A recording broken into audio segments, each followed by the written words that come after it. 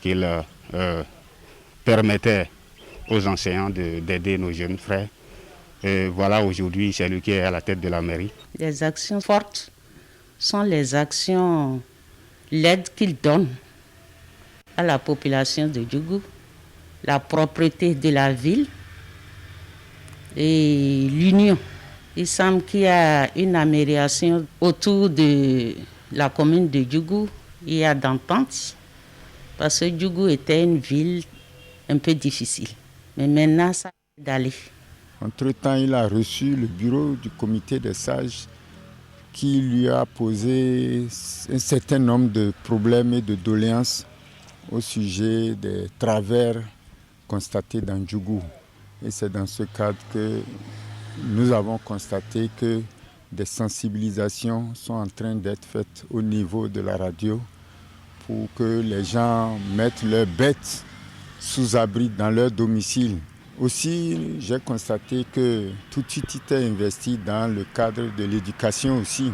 Et à ce sujet, il prend part à toutes les séances et ateliers qui concernent l'éducation dans la Donga. Moi, je souhaite que le maire se mette réellement à l'œuvre ce qui concerne la mobilisation des ressources propres. Surtout par rapport à nos attentes. Ouais, moi, je suis chef d'arrondissement de Sero. Dans mon arrondissement, nous avons vraiment de sérieux problèmes, surtout par rapport aux ouvrages de franchissement. En ces périodes de pluie, la population vraiment souffre énormément pour quitter d'un point A à un point B. Donc il va falloir aussi que le maire de la commune de Djougou mette un accent particulier sur la construction d'ouvrages de franchissement. Cela en va aussi de même par rapport à la réfection des pistes rurales. On s'intéresse maintenant à l'Assemblée générale de refonte du cadre de concertation des jeunes CCJ. Les échanges se sont déroulés à Lokossa dans le département du Mono. La rencontre a permis de mener des réflexions sur le bien du Creuset et d'apprécier la mise en œuvre du programme d'action du gouvernement. Retour sur les temps forts de l'Assemblée générale avec Geoffroy Messan et Florent Dauve. Voici les membres du bureau exécutif national du cadre de concertation des jeunes, CCJ, nouvelle formule. Présidé toujours par Laurent Zomaï, opérateur économique et conseiller communal de Lokossa, ce bureau est issu des travaux de refonte de ce regroupement de jeunes d'envergure nationale où se croisent toutes les sensibilités. Les travaux se sont déroulés toute la journée de ce samedi 5 septembre 2020 à Lokossa, dans le département du Mono. Le CCJ, entendons par là le cadre de concertation des jeunes, a vu le jour en 2017. Le CCJ veut renaître de ses cendres, mais pas sous la bannière d'un mouvement politique. Parce qu'effectivement, au regard des lois et des tests obtenus à l'issue de la réforme du système partisan, le paysage politique ne permet plus aujourd'hui l'éclosion de mouvements politiques ou de partis politiques de façon pléthorique comme cela s'observait dans notre pays. Nous avons décidé d'évoluer désormais sous le statut juridique d'un mouvement à caractère associatif. Ce conclave n'est que l'Assemblée générale constitutive du CCJ, nouvelle formule. Il a permis à ces jeunes leaders venus des 12 départements du Bénin de faire le bilan des activités du CCJ, de procéder au toilettage des tests de l'association et de prendre de nouveaux engagements et des directives en tenant compte des nouvelles lois d'assainissement de la vie politique au Bénin.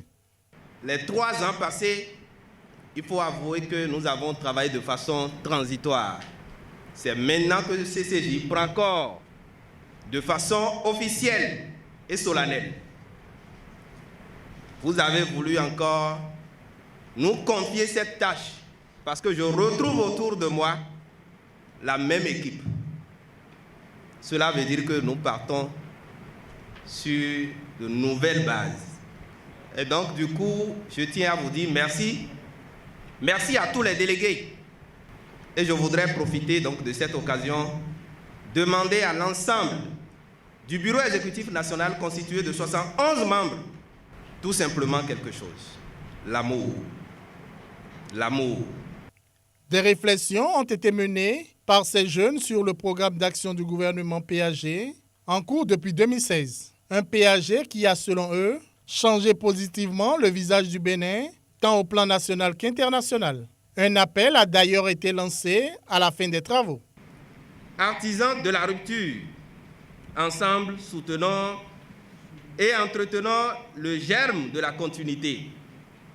C'est pourquoi notre mission est d'aller travailler comme d'habitude, à mobiliser davantage nos parents, à les éclairer davantage sur les actions, les nobles actions du chef de l'État et de son gouvernement. Le cadre de concertation des jeunes, CCJ, est désormais un mouvement à caractère associatif. Sa mission, œuvrer à la consolidation des acquis du régime de la rupture et du nouveau départ. Au chapitre de l'actualité dans le secteur de la santé de ce journal, un nouveau carnet de santé de l'enfant est en vigueur au Bénin depuis quelques mois. Il s'agit d'un document qui renseigne sur la santé de l'enfant dès sa naissance jusqu'à l'âge de 18 ans. Il comporte plusieurs informations indispensables pour un suivi sanitaire rigoureux de son détenteur. Notre équipe du bureau régional de Boycon nous propose un reportage pour mieux apprécier le nouveau carnet de santé. C'est un élément signé Imet Hélène Amoussou. Récemment institué par le ministère de la Santé, le nouveau carnet de santé est déjà en circulation dans toutes les formations sanitaires de notre pays. C'est un document qui répertorie de nombreuses informations sur l'état de santé de l'enfant, celui de ses frères et sœurs et du couple parent. Les renseignements qu'il comporte retracent l'historique de la santé de l'enfant depuis la naissance jusqu'à l'âge de 18 ans. À l'intérieur, on a tout ce qui concerne l'enfant, la maman, le père, et c'est un carnet qui a les antécédents familiaux. Avant, on avait 2 carnets. Le carnet de santé, surtout, c'est la femme qui utilise dès que la femme a conçu. Et après, si l'enfant tombe là, on a un autre carnet, on parle carnet de soins. Le nouveau carnet, le délai, c'est 18 ans. Donc, ça nous avantage parce qu'on va payer carnet de 1,50 et on utilise jusqu'à 18 ans. Vous voyez, non? Le nouveau carnet de santé vient remplacer 2 documents préexistants, à savoir le carnet de soins et le carnet de santé. Excepté les antécédents familiaux, il renseigne également sur les consultations effectuées, les affections dont a souffert le détenteur, les soins et traitements administrés, la croissance et plusieurs autres détails importants. Ça renseigne sur le groupe sanguin, les examens, les pathologies liées à la grossesse pendant le suivi de la grossesse de l'enfant, le régime alimentaire, l'hygiène corporelle et l'allaitement maternel. Et c'est que quand on prend le carnet, on doit avoir toutes ces informations, la planification familiale. Dans le carnet, il y a des images ici par rapport à l'enfant qui sont des signes de danger. Donc, dès que l'enfant présente un signe de danger, elle sait ce qu'il faut faire. Il faut qu'elle aille rapidement aux soins. Toutes ces informations sont renseignées dans ce carnet. Et ce qui peut permettre à l'enfant de mieux se suivre. Un enfant qui a un père diabétique ou hypertendu est prédisposé à ces maladies-là. Et quand on va prendre le carnet, l'enfant présente tel signe, donc c'est peut-être parce que son papa est diabétique qui présente tel signe. Donc il faut faire des investigations dans ce sens pour éviter des complications. Et l'enfant aussi doit savoir que je suis prédisposé au diabète ou à l'HTA, je dois me comporter comme ça, je dois m'alimenter comme ça, je dois éviter telle chose. Ça nous permet à nous, agents de santé aussi, de ne pas oublier certaines choses et de ne pas brûler d'étapes aussi en ce qui concerne le suivi du nouveau-né. L'autre information capitale contenue dans le carnet de santé est le calendrier vaccinal. Celui-ci a été revisité et complété. Il propose au bout de 6 rendez-vous bien précisés des vaccins qui renforcent beaucoup plus que précédemment l'immunité de l'enfant. Le vaccin rotavirus, introduit en décembre dernier par exemple, protège contre les affections diarrhéiques. Dès la naissance, là, on fait BCG. Donc ça, c'est contre la tuberculose. On donne ça aux enfants et on leur donne aussi du polio et contre la poliomyélite. Ça, c'est dès la naissance que nous faisons ça. Maintenant, quand l'enfant a 6 semaines de vie, on lui fait Penta 1 et PCV 13 1. On lui fait Rota 1. C'est un nouveau vaccin qu'on a introduit en décembre passé. Et ça, c'est contre les affections diarrhéiques. À 10 semaines de vie, on répète cela. Deuxième dose de Penta, PCV 13, Rota et polio. À 14 semaines de vie, c'est la troisième dose de Penta, rotavirus, polio et PCV 13. Et après, maintenant, on lui donne rendez-vous pour 6 mois pour leur donner de la vitamine A. C'est à cause de la croissance. Et à 9 mois, maintenant, on lui fait Rovas, c'est-à-dire vaccin contre la rougeole et la rubéole. Véritable dossier de santé sur l'enfant jusqu'à l'âge de 18 ans. Le nouveau carnet de santé est illustré et permet une meilleure appropriation de son contenu par les parents non instruits. Les informations qu'il met à disposition de tout médecin édifient et peuvent lui permettre un diagnostic beaucoup plus précis au moment opportun. C'est dire donc que le nouveau carnet de santé permet un meilleur suivi de l'enfant. Et à l'instar de la communauté internationale, le Bénin célèbre ce jour la Journée internationale de l'alphabétisation. Thème retenu, enseignement et apprentissage de l'alphabétisation, le rôle des éducateurs et l'évolution des pédagogies durant la période de la crise de la COVID-19. Dans ce cadre, le ministre de l'Enseignement secondaire adresse un message à la population béninoise pour un engagement afin de relever le défi de l'alphabétisation et de la promotion des langues nationales. Je vous invite à suivre le ministre. Béninoises, Béninois, chers compatriotes, la conférence mondiale sur l'élimination de l'analphabétisme tenue à Téhéran en septembre 1965 a permis au ministre en charge de l'éducation de retenir la date du 8 septembre de chaque année pour célébrer la Journée internationale de l'alphabétisation. Cette décision historique permet aux pays membres de l'UNESCO de saisir cette journée pour évaluer les efforts déployés en vue de faire reculer l'analphabétisme de façon durable. En raison du contexte de la pandémie actuelle et compte tenu du lien indissociable entre la trilogie alphabétisation, autonomisation, développement, le Bénin a fait l'option d'axer les réflexions de la célébration de la 55e édition sur le thème « Enseignement et apprentissage de l'alphabétisation, le rôle des éducateurs et l'évolution des pédagogies durant la période de la crise de la COVID-19 ». Ainsi, demain, notre pays célébrera cette journée de concert avec les autres nations du monde. Chers compatriotes, le gouvernement du Bénin s'est engagé dans la promotion d'un système éducatif de développement en adéquation avec le programme d'action du gouvernement et le plan décennal de développement du secteur de l'éducation qui vise l'accès équitable au programme d'alphabétisation, l'arrimage entre l'alphabétisation et la formation professionnelle, l'amélioration de la qualité des ressources humaines, des programmes et curricula, ainsi que du système de suivi-évaluation, l'amélioration du pilotage et la gestion du sous-secteur. Chers compatriotes, le programme d'action du gouvernement accorde une place de choix aux langues maternelles.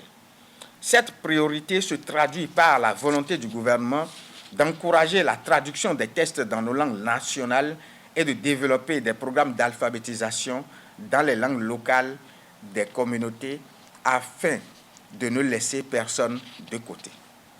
Car le multilinguisme promeut l'interculturalité, la bonne cohabitation, le brassage interculturel, la paix et la bonne intégration communautaire.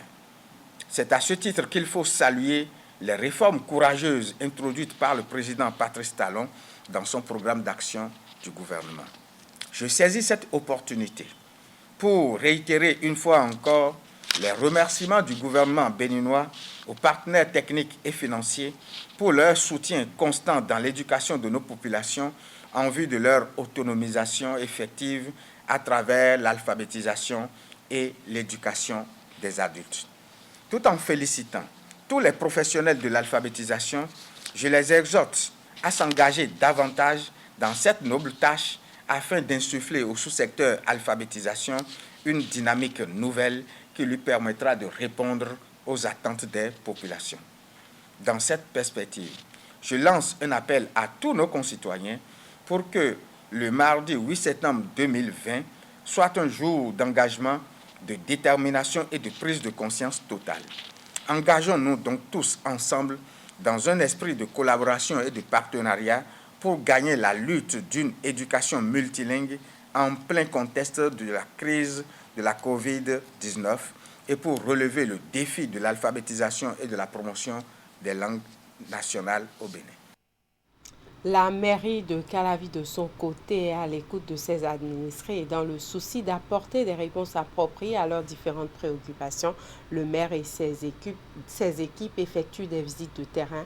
Dimanche, la délégation du maire était au quartier Haïfa, c'est bien dans la commune d'Abomey-Calavi. Le reportage est signé à Siongon Kanyi à Siongon et Jocelyn Bariga. Le maire d'Abomey-Calavi, Angelo Arwandinou, consacre son dimanche à l'écoute de ses administrés du quartier Haïfa. Une arrivée dans le quartier avec comme premier acte la découverte de quelques rues en compagnie des habitants. Puis ici à l'école primaire publique La Béninoise, un accueil pour exprimer leur sympathie au maire avant de porter à ses connaissances leurs doléances. Notre besoin actuel, monsieur le maire, est le soutien de la mairie pour l'éclairage de notre école où nous sommes actuellement. L'école La Béninoise, la finition de la clôture de l'école, le remblai et la réflexion des rues d'accès à l'école et les autres voies de la rue La Béninoise. Car pendant la saison des pluies, sortir et entrer dans la zone est un calvaire. Aujourd'hui, toutes les rues ne sont pas éclairées, créant du coup des zones d'insécurité où sont souvent perpétrés des braquages de mobylettes, quelquefois de voitures. Beaucoup de maisons dans notre zone ont enregistré des vols de nuit comme de jour. Manque de voies praticables. Les voies principales et transversales du quartier ont été toutes ouvertes de façon rudimentaire par les populations elles-mêmes pour leur permettre l'accès à leur domicile.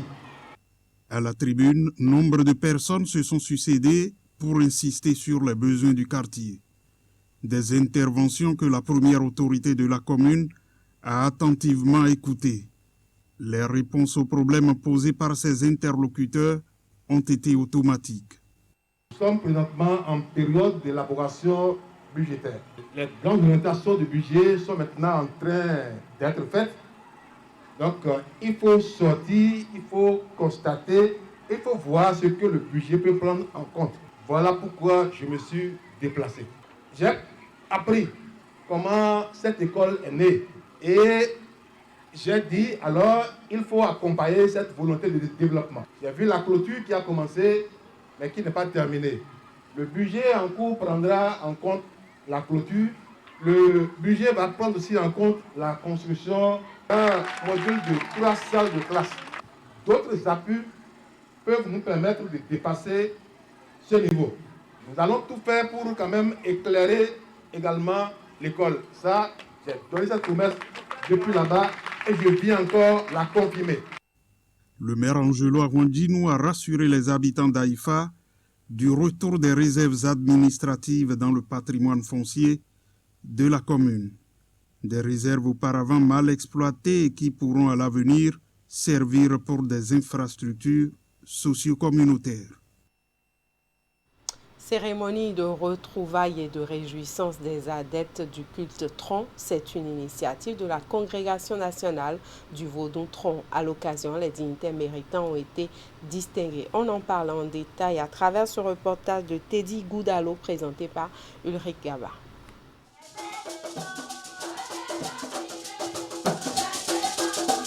À ces retrouvailles des adeptes du culte Tron venus de divers horizons, l'appel à l'union de tous les fidèles tient à cœur. Une initiative de la Congrégation nationale du Vaudou-Tron, CONAVOD, qui va permettre de renforcer les liens de solidarité entre croyants, tous rangs confondus.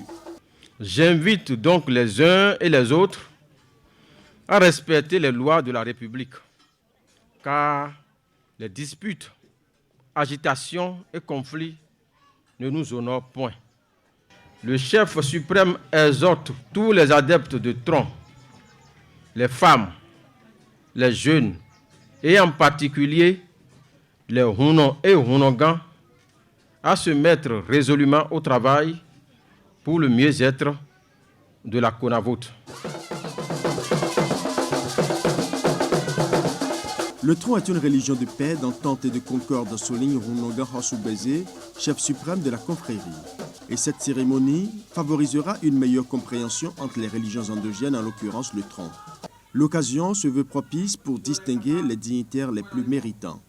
L'attestation du mérite que nous venons de recevoir, c'est comme si vous nous avez envoyé en mission pour travailler davantage pour la Konavout.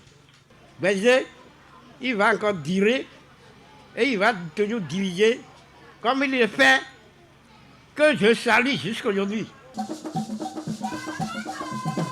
L'immolation de cette bête au Vaudotron est faite pour implorer la paix sur le Bénin et la cohésion entre tous les membres de la Konavout. Patrice Talon, du Koudeni.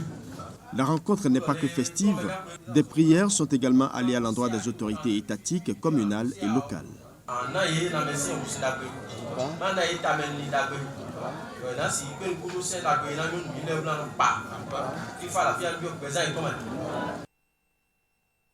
Et voilà, c'est la fin de ce journal. Merci à tous pour l'attention et la fidélité. Passez de très bons moments en compagnie de nos programmes.